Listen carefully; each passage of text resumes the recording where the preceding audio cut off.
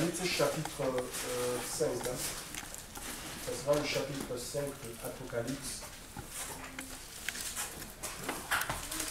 Apocalypse chapitre 5, le verset 6. Apocalypse chapitre 5, le verset 6. Donc si quelqu'un dans la page, il peut faire lecture. Apocalypse chapitre 5, verset 6. Il faut lire autrement. Et je vis au milieu du trône Oui. et des 4 êtres vivants et au milieu des vieillards un agneau qui était là comme immolé. Il avait 7 cornes et 7 yeux, qui sont les 7 esprits de Dieu, envoyés par toute la terre. Gloire à Dieu. Donc une autre personne peut lire aussi. Le Seigneur Jésus.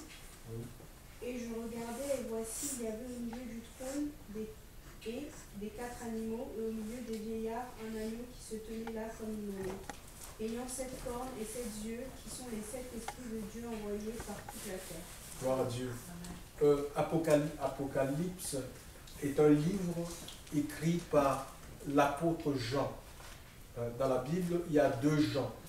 Il y a Jean le Baptiste, qui était le fils de Zacharie et Élisabeth. Donc, c'était le fruit de la patience. Alléluia. C'est des gens qui servaient Dieu. Quand nous lisons le livre de Luc, chapitre 1, et que tu nous dis que ces gens-là, ce couple était intègre, ils étaient sacrificateurs. Vous voyez, c'est des gens qui vivaient pour Dieu, malgré qu'ils vivaient pour le Seigneur, il y avait un problème dans leur vie. Ils étaient stériles, ils n'ont pas connu d'enfants toute la jeunesse, ils ont passé peut-être, ils ont subi aussi des moqueries. Chef frères, ils ont dit, mais vous servez Dieu, pourquoi est-ce que vous n'avez pas d'enfants? Vous servez Dieu, pourquoi est-ce que vous n'avez pas telle chose? Tu sers Dieu et tu es à pied. Vous pouvez un jour être confronté à ce genre de réflexion, chers frères et sœurs. Si tu es enfant de Dieu, pourquoi est-ce que tu n'as pas de travail? Mais chers frères et sœurs dans le Seigneur, ça n'a rien à voir. Les richesses du monde ou des choses matérielles, chers frères et sœurs, ne sont pas un critère qui révèle notre identité spirituelle, notre appartenance à Dieu. La Bible est claire dans le livre de Romains, chapitre 8, au verset 16, et je veux vous exhorter ce matin, chers frères et sœurs, à lire beaucoup les Écritures. La parole de Dieu nous aide, chers frères et sœurs. C'est la parole de Dieu qui nous console. Alléluia. C'est la parole de Dieu qui nous permet, qui augmente notre foi et qui fait à ce qu'on ne soit pas déstabilisé, chers frères et sœurs. Ça nous donne la stabilité spirituelle. Nous serons confrontés à des hérésies, à toute forme d'hérésie. Mais si on est éloigné de la parole de Dieu, on peut se faire, on peut passer à... Oui, voilà. Donc, il est dit dans Romains 8:16 que l'Esprit de Dieu rend témoignage à notre esprit que nous sommes enfants de Dieu. Donc, le témoignage de l'Esprit, ce n'est même pas le pasteur ou l'apôtre, le prophète qui dit, toi, tu es enfant de Dieu. Non. C'est l'Esprit, le témoignage de l'Esprit au-dedans de toi. C'est suffisant. Ce n'est pas le matériel. Qui fait quoi? Parce que le matériel, les païens sont plus riches que les gens qui sont au Seigneur. Donc, et donc, je disais que ce genre est le fruit de la patience, les ossements, la prière. Dieu répond aux prières chaque fois. Nous ne devons pas abandonner la prière, même si nous n'avons pas vu. Nous prions, nous ne voyons pas les ossements. Tant que le Seigneur, il y a des gens dans la Bible qui ont prié, ils avaient des gènes dans leur vie, comme l'apôtre Paul. Il avait prié, et l'Écriture nous dit 3 fois, et le Seigneur lui a dit, ma grâce me suffit. Si Dieu ne t'a pas dit par rapport à un problème que tu présentes à Dieu, si tu n'as pas entendu cette voix qui te dit, ma grâce me suffit, il faut que tu te maintiennes dans la prière, que tu continues à prier pour la chose jusqu'à ce que tu vois la chose s'accomplir. Si c'est une chose qui est dans la volonté de Dieu, cette chose va s'accomplir. Ce couple-là, ils n'ont pas abandonné la main du Seigneur. Ils n'ont pas dit au Seigneur, parce que j'ai compris tout à l'heure dans une prophétie où il était dit, Seigneur, tu me conduis mal. Tu me conduis mal. Donc, on te dit ça parce qu'en fait, le Seigneur ne nous conduit pas Dieu ne nous conduit pas dans nos envies. Ça, il faut le comprendre. La conduite de l'esprit, elle est contraignante. Nous sommes... un esclave a une volonté, voyez, mais ce n'est pas sa volonté qui prémine. Ce n'est pas sa volonté qui se fait. C'est la volonté de son maître. Le maître n'a que faire de sa volonté. Et nous avons, en tant qu'enfants de Dieu, nous sommes esclaves du Seigneur. Nous avons été rachetés. Nous avons été rachetés pour servir Dieu, pour pour vivre dans la justice. C'est ça, on est esclave de la justice, esclave de la vérité, pour donner l'amour aux gens, chers frères et sœurs, pour apporter la consolation. C'est ça, mais si et le maître n'a que fait de notre volonté, nous avons pour modèle Jésus. Hein. Jésus emploie aux difficultés, on dit à Gethsémani, alors que le poids du péché s'est appesanti sur lui, il va dire, Seigneur, s'il est possible que cette coupe s'éloigne de moi, toutefois, non ce que je veux, mais ce que tu veux. Chers frères, nous devons rechercher en toutes choses la volonté de Dieu. Ce n'est pas mauvais de faire des projets, d'initier des projets, mais il faut les présenter au Seigneur pour que ce que Dieu veut pour ta vie se fasse. Parce que ce que Dieu fait est parfait. La volonté de Dieu, comme on dit, qu'elle est bonne, elle est agréable, elle est parfaite. En fait, on finit toujours par apprécier à la fin ce que le Seigneur fait dans notre vie. Je crois que quand nous lisons, quand Élisabeth et Zacharie ont reçu la visitation de l'ange, Zacharie a reçu la visitation de l'ange, chers frères et sœurs, qui lui annonçait la naissance de Jean. Et plus tard, Jean naîtra. Il était, c'était l'ancienne alliance. Hein. Il était rempli de l'esprit dès le ventre de sa mère, Jean-Baptiste. La référence se trouve dans Luc 1, verset 65, 66, 67. Dans le ventre de sa mère, il était rempli de l'Esprit Saint. Donc les gens, même dans l'ancienne alliance, les gens ils étaient remplis de l'Esprit Saint. Amen. Mais Jean ne parlait pas en langue. Un des critères qu'on est rempli de l'Esprit, c'est qu'on va adorer Dieu. Amen. On va adorer Dieu, on va louer Dieu, on va témoigner, on va publier les vertus du Seigneur, tout simplement. Et on va révéler aussi le caractère de Christ. On va marcher dans la vérité, dans la justice. On va fuir le péché. Parce que le Saint-Esprit en nous éloigne la corruption. Chers frères et sœurs, nous ne voulons pas nous compromettre. On va fuir le mal. C'est parce que tu as reçu l'Esprit de Dieu en toi et c'est l'Esprit Saint qui contrôle ta vie. C'est ça, ça ne se limite pas seulement dans le parler en langue. Et le parler en langue, c'est une des manifestations de l'Esprit. Parce que l'Esprit, quand l'Esprit de Dieu vient dans notre vie, ça vient avec des dons. On est baptisé aussi des dons. Et les dons sont divers. Alléluia, les manifestations sont diverses. Ce n'est pas parce que tu ne parles pas en langue que tu n'as pas reçu l'Esprit Saint. Tu as reçu l'Esprit et l'Esprit va opérer avec toi peut-être dans un autre domaine. Ça s'appelle le don de guérison que celui qui parle en langue n'a pas. Donc il faut demander au Seigneur, Seigneur, qu'est-ce que tu as mis en moi? Parce que Dieu ne nous appelle pas pour occuper le banc de l'assemblée inutilement. C'est pour servir. Alléluia. Je vais revenir sur ça. C'est pour servir tous. On est des serviteurs et des servants du Seigneur. Alléluia. Peut-être à des niveaux différents, avec des responsabilités bien différentes. Certains ont plus de responsabilités que d'autres. Mais dans le même moins que tous, on est appelés, on est sauvés pour servir. Amen. Donc Jean, donc il y a ce Jean-là, c'était le cousin aussi de Jésus. Il avait 6 mois d'écart. Mais celui qui a écrit Apocalypse, c'est Jean l'apôtre, le disciple de Jésus. Il a marché pendant 3 ans et demi avec le Seigneur. Il a été formé, c'était le disciple le plus aimé. Il avait le privilège de poser sa tête sur la poitrine. Mais on n'ouvre pas sa poitrine à tout le monde. Il faut aimer, chers frères et sœurs. Donc comprenez à quel niveau le Seigneur aimait ce disciple. Et voyez-vous, ce Jean, il écrit ce livre étant emprisonné.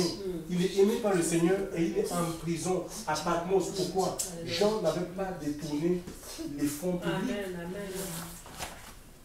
Jean, comment il est allé en prison? Il sert le Seigneur, il a dit qu'il servait le Seigneur. Et il est en prison. Oh, mais non, il n'avait pas détourné les fonds publics. L'Écriture nous dit qu'à cause du témoignage, parce qu'il rendait témoignage et à son époque, il y avait la persécution. Donc la persécution ne date pas d'aujourd'hui. Et tous les disciples de Jésus, quelles que soient les générations, parce que l'évangile que nous annonçons est générationnel, nous allons passer et d'autres vont venir après nous. Et ça va se perpétuer. Donc les mêmes souffrances que nous pouvons connaître aujourd'hui, ou que nos pères dans la foi ont connues, nous aurons à les subir. Pourquoi? Parce que nous sommes habités par l'Esprit du même. Et bien dit que vous êtes heureux si vous êtes outragés, chers frères et sœurs, persécutés à cause du nom de Jésus, tout simplement parce que l'Esprit de Jésus repose dans notre vie. Donc l'onction du Saint-Esprit, ça attire les combats, ça attire les problèmes, ça attire les difficultés, chers frères et sœurs. Donc il ne faut pas avoir peur, ne pensez pas que vous n'êtes pas aimé de Dieu parce que vous passez des situations difficiles, parce que vous êtes dans des épreuves. C'est très faux. Voilà un apôtre, il est apôtre, alléluia. Un apôtre, c'est un envoyé. Il se retrouve en prison à Patmos à cause du témoignage. Et là, en prison, le Seigneur va le ravir. Hein, il va sortir de son corps. C'est pas lui qui essaie de sortir, de faire une projection astrale. Hein, tu vois, il y a cet évangile qui véhicule, hein, où on dit aux gens, on enseigne aux gens même des projections astrales qui peuvent sortir à la salle. Non. Quand on est enfant de Dieu, ça c'est le mysticisme, c'est les magiciens, c'est les francs-maçons, c'est le sorcier qui décide, bon, la nuit je vais sortir, je sors de mon corps. Hein? Ouais, ça c'est les mystiques qui agissent comme ça. Mais tu ne décides pas de sortir, tu ne peux pas décider de sortir. C'est le Seigneur, s'il y a des choses qu'il veut te révéler, si Dieu veut te transporter au ciel, c'est le Seigneur lui-même qui va venir te sortir de ton corps et il t'amène au ciel. Hein? Ouais, c'est différent. C'est pas toi qui décides maintenant, je vais sortir. Mais c'est que tu es une sorcière, une sorcière. Et peut-être il faut se repentir, tout simplement. Voilà. Donc, il est ravi d'être transporté au ciel. Qu'est-ce qu'il voit? Jean, donc il va recevoir les lettres, hein, les 7 lettres. On a les 7 lettres écrites à l'église de Philadelphie, écrites à l'église de Stade, écrites à l'église de Thyatire, écrites à l'église d'Éphèse, écrites à l'église de Laodicée, donc écrites à l'église de Smyrne. Il va recevoir les lettres, mais Jean aussi verra des choses passées et présentes à venir, des choses passées notamment. Parce qu'il n'y a pas de temps dans l'éternité. Tu peux voir les choses passées, même nous qui appartenons au royaume des cieux. Le Seigneur peut nous montrer des visions, des choses qui sont passées, qui ont été faites dans notre vie, peut-être qui nous ont bloqués et nous amenés à prier par rapport à ce sens. Donc voilà, il verra ces choses. Jean va voir la guerre, comment Satan a été vaincu à cause du sang de l'agneau, et il nous relate. Apocalypse, ça veut dire tout simplement Apocalypse, en grec, ça veut dire ôter le voile. Hein. Par exemple, ce mur-ci constitue un voile. Hein.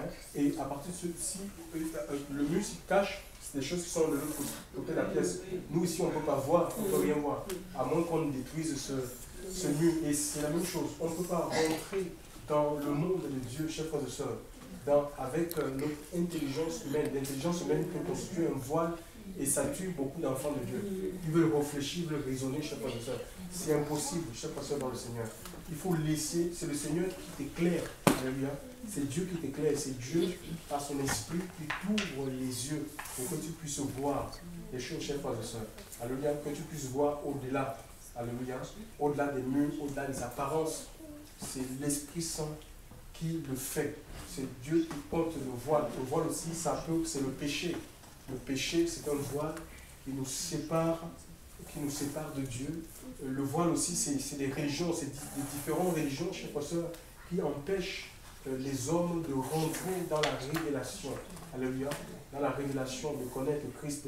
Les religions, c'est des formes de prison. C'est les hommes qui ont mis en place les religions pour asservir les autres, pour dominer les autres. Vous voyez, les religions, les religions fonctionnent un peu comme des ordres mystiques.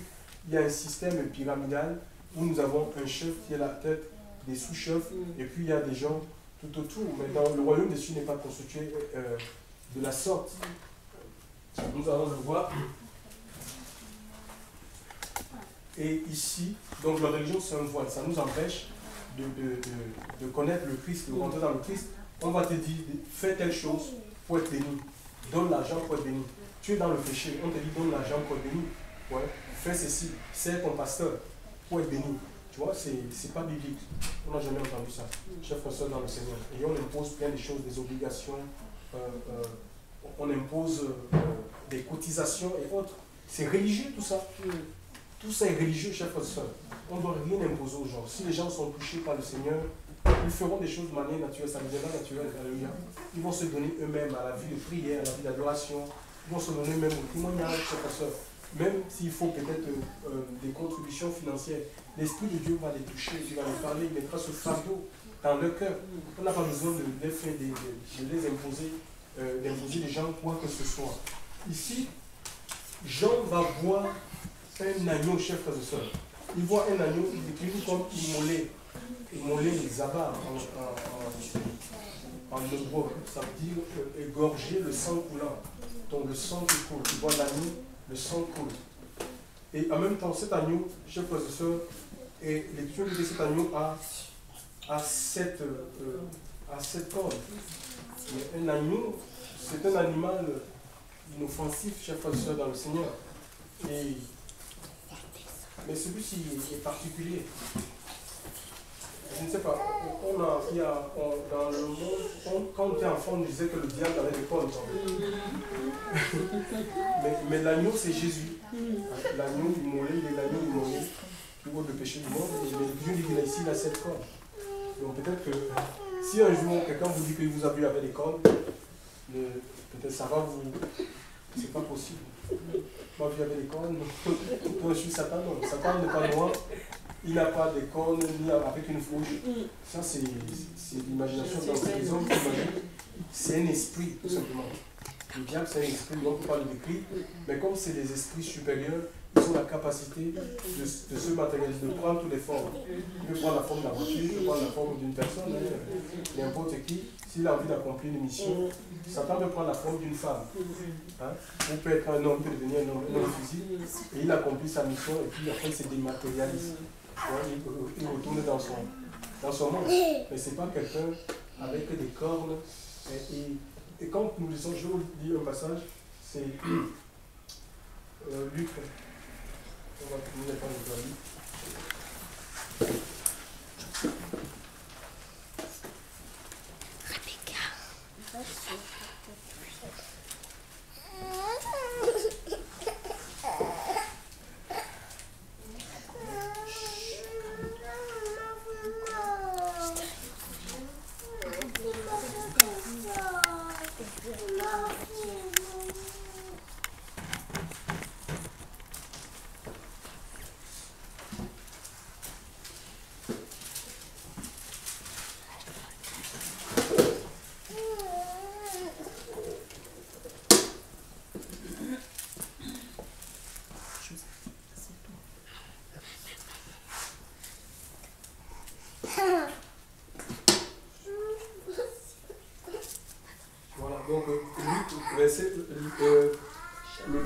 Le chapitre, c'est le chapitre 1er, le verset 67 à 68.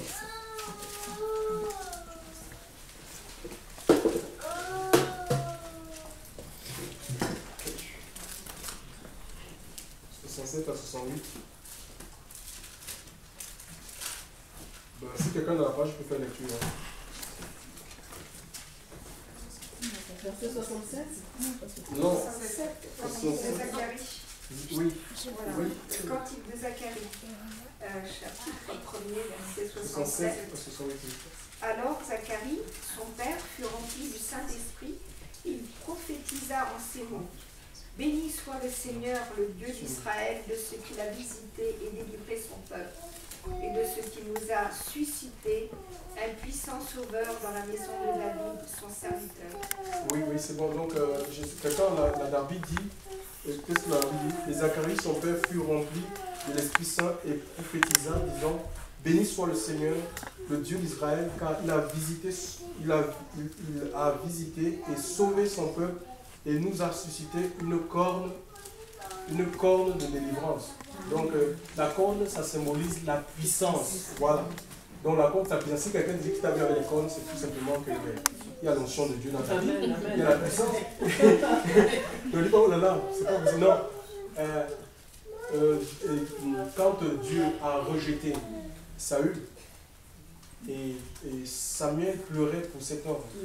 Et le Seigneur le visitera et lui dira, écoute, arrête de pleurer sur Saül, je l'ai rejeté, et remplis ta corne d'huile, et va dans la maison d'Isaïe, et pour moi voir celui qui a vaincu Goliath. Hein? C'est qui? Voilà. David, voilà. Donc, la corne, ça symbolise, c'est la puissance. L'Écriture nous parle de 7. Ça veut dire que dans toutes les directions, la puissance de Dieu en œuvre et agit. Et l'évangile, c'est la puissance. L'évangile, ce n'est pas la théologie, chers frères et sœurs. L'évangile, ce n'est pas la philosophie, chers frères et sœurs. Ce n'est pas la puissance d'un homme. Ce n'est pas la puissance d'un pasteur. Ce n'est pas la puissance pour quiconque croit. Ça veut dire qu'en ce matin, si on ouvre notre cœur, le Seigneur peut nous toucher, chers frères et sœurs.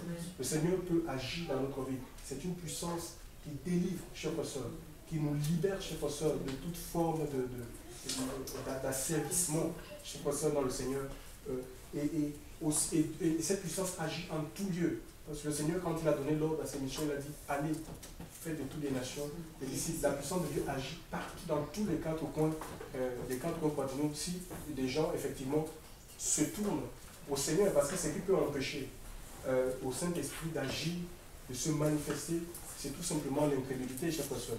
Si notre cœur est endurci, mais l'endurcissement rend Dieu puissant, ça empêche le Seigneur d'agir, de se glorifier, chers frères et sœurs, dans une vie. Et aussi, l'Écriture nous parle des sept esprits.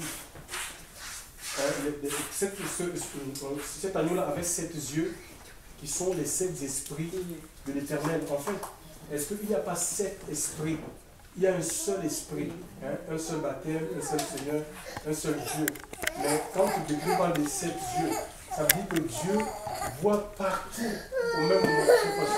Et David avait dit, où fuirais-je loin de ton esprit, où me cacherais loin de ta face? Ouais, on peut se cacher devant les hommes. Et nous, bon, quand on sort des milieux religieux, bon, on a tendance à faire des choses bien devant les hommes, en présence des hommes. Mais en l'absence des hommes, qu'est-ce qu'on fait? On oublie que la relation, en fait, que nous construisons, ce n'est pas avec les hommes. C'est avec le Seigneur. Et le Seigneur, il voit partout, chers frères et sœurs. L'Écriture dit les yeux sont des flammes de feu. Alléluia. Même au plus profond de ton être, le Seigneur, il voit, il lit ton cœur, chers frères et sœurs. Chers frères et sœurs, il n'y a rien qui est caché devant la face de Dieu. Donc on ne doit pas jouer à cache-cache, sinon on va rédacter le plan de Dieu à notre vie. Si Dieu nous interpelle par rapport à un péché, chers frères et sœurs, confessons ce péché et abandonnons-le tout simplement. C'est pour notre bien, si nous allons gagner une victoire. Alléluia. Et ici, l'Esprit, en fait, Dieu nous a baptisés, nous a tous baptisés. Vous pouvez lire, lisez, je préfère qu'on lise. 1 Corinthiens 12. 1 Corinthiens 12. 1 Corinthiens 12, 14.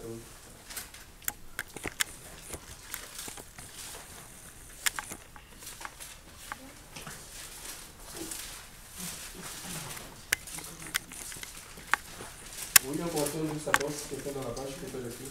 Ainsi, le corps n'est pas un seul membre, mais il est formé de plusieurs membres. Si le pied disait, parce que je ne suis pas une main, je ne suis pas du corps, ne serait-il pas du corps pour cela? À partir du verset 13, s'il vous plaît. À partir du verset 13. Ainsi, en est-il... Non, pardon. Nous avons tous, en effet, été baptisés dans un seul esprit pour former un seul corps, soit juif, soit grec, soit esclave, soit libre, et nous avons tous été abreuvés d'un seul esprit. Voilà, donc le Seigneur nous a tous, qu'on soit blanc, qu'on soit noir, qu'on soit rouge, qu'on soit jaune, il nous a tous baptisés d'un seul esprit pour former son corps, le corps de Christ, dont nous sommes membres. Alléluia. C'est un corps spirituel. Donc l'Église, ce n'est pas un bâtiment, ce n'est pas une construction humaine, c'est le Seigneur lui-même. Si on te dit va dans telle église là-bas, ce n'est pas l'Église. Et quand nous lisons les épîtres, nous lisons des épîtres, et celui qui est le plus cité aujourd'hui, l'homme le plus connu qui a été le plus utilisé, l'apôtre le plus utilisé, l'apôtre Paul, quand nous lisons Actes 28, 31, il nous est dit que cet homme, dans sa maison d'habitation, il avait ouvert sa maison d'habitation, la maison qu'il avait louée pendant 2 ans. Et dans cette maison, l'enfant, c'est Actes 28, verset 30 à 31, vous l'avez lu, les gens, ils venaient à lui, il annonçait le royaume des cieux, il enseignait des choses qui concernent le Seigneur Jésus-Christ. C'était dans sa maison d'habitation. Donc vous allez lire Romains 16, 3, 4, on voit ici à Aquilas, l'apôtre Paul va les envoyer des salutations et l'église qui se réunit, ou l'assemblée qui se réunit dans leur maison. L'église, c'est des personnes, ce n'est pas un bâtiment. Hein? Ce n'est pas des briques qui sont montées avec le toit, non. Ce sont des personnes qui se réunissent.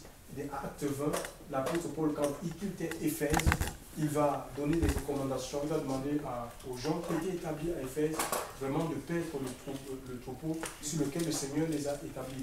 Et que lui-même, il n'a cessé de prêcher, et dans les maisons et dans les places publiques. Ça veut dire que la Bible reconnaît les assemblées qui se réunissent dans les maisons, mais aussi il peut y avoir des réunions publiques en plein air. C'est biblique, hein, des réunions en plein air. Par exemple, vous pouvez décider de louer une salle pour un événement, parce que la maison elle est petite, elle peut contenir 500-600 personnes. Si vous avez une réunion peut-être ensemble pour toutes les églises de Montpellier qui décident de faire l'événement, ben vous pouvez soit en plein air, soit dans un local qui peut contenir, mais qui n'a pas de nom église telle. Nous avons des églises aujourd'hui, même des églises africaines, églises martiniquaises, et les gens essaient chercher des églises par rapport à leur culture.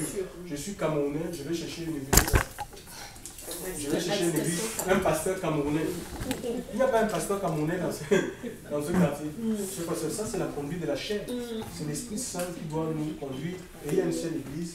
Et vraiment, nous devons appartenir à cette église. L'église qu'a vu cet apôtre, l'apôtre Jean, une multitude d'hommes et de femmes, de peuples, de tribus, de nationalités différentes, qui ont lavé leur robe. Nous dit l'Écriture, Apocalypse 7, dans le sang. Ils les ont blanchis dans le sang de l'agneau. Le sang, et tu ne parles de l'agneau immolé, ça dit que le sang coule, et le but du sang, c'est de nous laver. Tu dis Apocalypse 1, s'il vous plaît. Apocalypse chapitre 1, verset 5 à 6, ou le verset 4. Apocalypse 1, verset 4.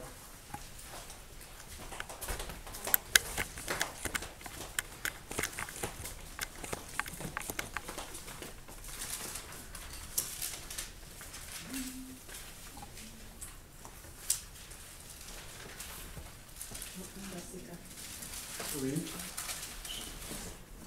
Apocalypse 1. Quitte mon enfant légitime en notre commune foi que la grâce et la paix. Non, c'est pas ça. Apocalypse 1. Jean, aux 7 églises qui sont en Asie. Oui. Que la grâce et la paix vous soient données de la part de celui qui est, qui était et qui vient, et de la part des sept esprits qui sont devant son trône. Et de la part de Jésus-Christ, qui est le témoin fidèle, le premier-né d'entre les morts, et le prince des rois de la terre. À lui dis-je, qui nous a aimés et qui nous a lavés de nos péchés dans son sang, et qui a fait de nous des rois et des prêtres pour Dieu, son Père. À lui soit la gloire et la force au siècle des siècles. Voilà, qui nous a lavés, c'est le sang. Le sang de qui? Ce n'est pas le sang des taureaux, ce n'est pas le sang des boucs. Chers pasteurs, autrefois, la loi, dans l'ancienne alliance exigeait les sacrifices d'animaux. L'ancienne alliance exigeait les sacrifices d'animaux. Le sacerdoce qu'avait reçu Aaron exigeait le sacrifice d'animaux. Et des millions d'animaux sont morts. On tuait les gens pour que leurs péchés soient couverts. Mais dans la nouvelle alliance, puisqu'il y a un temps de reformation, chers frères, Jésus-Christ est il est le souverain sacrificateur, il est l'agneau pascal.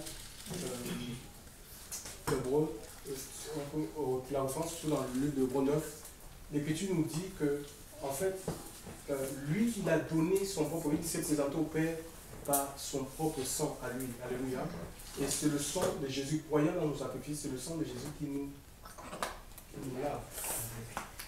lave, qui nous réconcilie avec le Père. Nous avons besoin d'être lavés parce que nous sommes souillés et nous sommes dans le péché, et le péché c'est tout souillure. Et Dieu nous lave, nous purifie par son sang. Lavé parce qu'en fait on ne sert pas Dieu. Même dans la nouvelle alliance, dans l'ancienne alliance, on ne pouvait pas servir Dieu sans passer par la purification du travers du sang. Les gens ils étaient purifiés, après quoi on les oignait d'huile. Donc l'onction, c'était physique. C'était le sang était un sang physique, on pouvait le voir, on les aspergeait du sang et après on les oignait d'huile d'onction. Donc c'est des pratiques qui sont restées dans la plupart des religions, mais l'onction ça symbolise l'Esprit Saint. Et le sang c'est un sang spirituel. Donc quand nous ouvrons notre cœur au Seigneur, le Seigneur nous purifie par son sang et en même temps, il ne nous laisse pas comme ça parce qu'on est sauvé pour servir. Ouais, il dit qu'il nous a sauvés, il nous a lavés de nos péchés par son sang et a fait de nous un peuple de rois et de sacrificateurs. Les sacrificateurs, c'était des gens à l'ancienne alliance qui étaient au service de Dieu. Hein, ils servaient Dieu. C'est des gens, en fait, ils représentaient Dieu. Ils représentaient Dieu sur la terre. C'était les représentants de Dieu sur la terre. Pourquoi? Parce qu'ils avaient reçu l'onction. Ils avaient reçu l'Esprit. Donc l'Esprit, ça ne date pas seulement de la Nouvelle Alliance.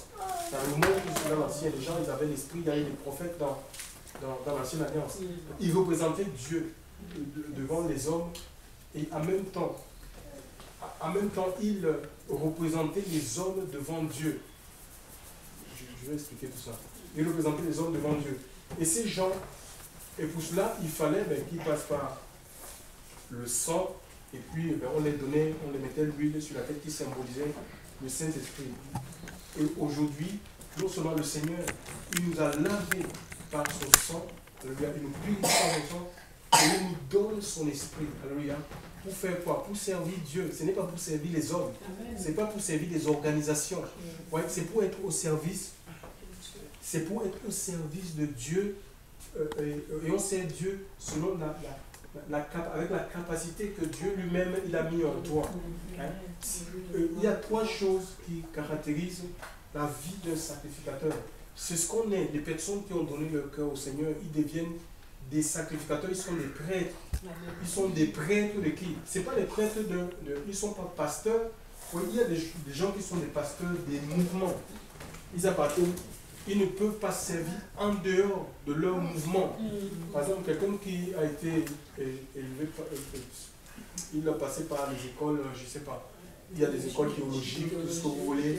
Par exemple, si c'est quelqu'un qui faisait partie des assemblées de Dieu, il va servir les assemblées, il va aller se former dans les machines théologiques et il va servir que dans les assemblées de Dieu. Il ne peut pas aller dans une autre assemblée. Quelle erreur! Les églises naissantes, les apôtres, les hommes que Dieu appelait, mandatait, les apôtres, les prophètes, les pasteurs, les docteurs, ils visitaient presque toutes les églises. Donc, ce n'était pas chacun avec son coin. L'apôtre Pierre n'avait pas son petit empire et personne, ou Paul n'avait pas le droit de venir. Donc, ce n'était pas comme ça, comme on voit aujourd'hui. Donc voilà, ces gens-là, ils avaient l'Esprit Saint et ils servaient Dieu, chers frères et sœurs. Donc je disais, il y a trois choses qui caractérisent le sacrificateur. Il y a l'adoration. L'adoration, ça implique tout, c'est la vie de prière. Hein. Quand on dit adorer Dieu, c'est une vie d'obéissance, c'est la prière, c'est l'intercession. Je vous ai dit tout à l'heure que les sacrificateurs, ils représentaient le peuple devant Dieu. Ça parle de l'intercession en fait. Parce que celui qui nous représente devant Dieu, c'est Jésus. Alléluia. Mais puisque par son esprit nous a donné l'intercession, donc ça dit qu'on peut porter les nations dans la prière, par l'intercession, on peut porter les membres de nos familles. Et notre combat, c'est plus dans la prière, c'est pas tout le temps les frapper avec la parole, je sais pas si ça. Alléluia. C'est plus dans la prière. Ton mari qui a du mal à se convertir, je sais pas ça. Péché, le Seigneur de se servir de nous, Dieu peut se servir de nous-mêmes dans le témoignage. Pour que les gens s'intéressent à notre vie, chère personne. Que les gens s'intéressent à nous et disent, mais qu'est-ce que vous avez? Pourquoi vous êtes heureux, vous avez la joie, machin, tout ça. Donc voilà, et ça sera une occasion pour nous de les parler de celui qui vit effectivement en nous. Il n'est pas question de connaître la Genèse et l'Apocalypse, chers frères et sœurs, pour que les âmes se tournent. Ton témoignage est suffisant pour qu'une âme se donne, à Christ. Donc on est des témoins, on est des prêtres, mais des prêtres au service de Dieu. Alléluia. On est des prêtres pour Jésus. Il y a des prêtres d'hommes. Ils sont au service des hommes, chers frères et sœurs. Oui, même la majorité des États dans le monde, les royaumes, par exemple, je prends l'exemple de la reine Élisabeth. Elle a des prêtres qui lui sont attitrés, des gens qui vont au palais, elle a aussi sa petite chapelle, et ils lui font le service. Et nous, on est les prêtres de Jésus. On est au service de Jésus.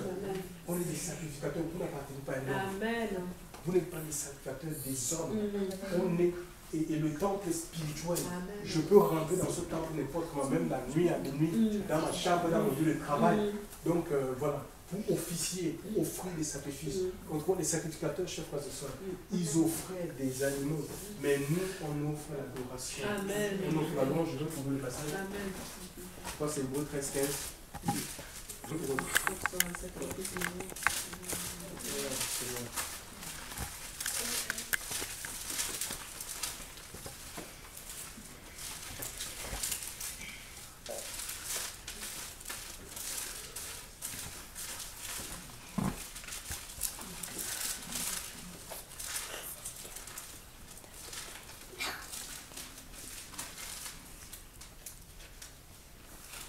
Oui, Hébreux 13, quelqu'un peut lire Hébreux 13-15.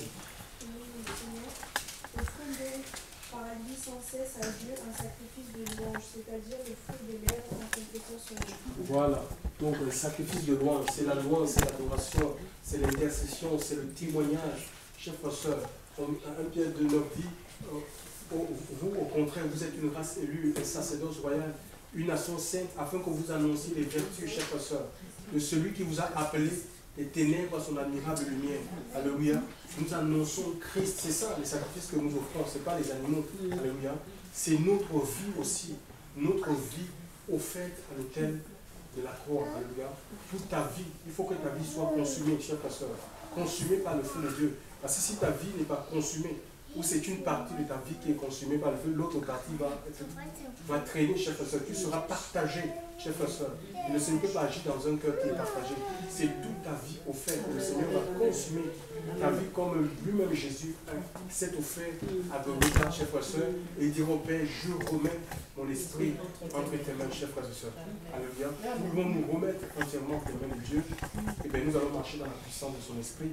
On est des rois, l'Écriture parle des rois, un peuple de rois, des sacrificateurs de rois. Les rois, c'est des gens qui règnent, c'est des gens qui dominent. Et Dieu nous donne la domination sur le péché. Dieu nous donne la domination, chers frères et sœurs, sur les circonstances de la vie. Les circonstances, les difficultés, le chômage, le célibat. Rien ne peut m'empêcher. Si je suis habité par l'Esprit du Maître, il n'y a rien qui peut m'empêcher de louer, d'adorer, d'aimer Dieu, chers frères et sœurs. Même les persécutions, c'est ça le règne que Dieu nous donne. C'est pas régner, avoir les villas, les machins, partout. Non, ça n'a rien à voir avec ce règne, chers frères et sœurs. C'est la victoire sur les difficultés de la vie qui peuvent nous, à un moment donné, nous éloigner de la main du Seigneur, chers frères et sœurs, dans le Seigneur. Alléluia. Donc Jésus a donné son sang pour nous libérer, qui que nous sommes, chers frères et sœurs. Si nous sommes dans une vie de péché ce matin, chers frères et sœurs, le sang d'Abel a coulé, chers frères et sœurs, contre sa volonté. Et Jésus a donné son propre sang. Il dit, personne ne l'autre, je la donne de moi-même. Tel est le mandat que j'ai reçu de mon Père, chers frères et sœurs.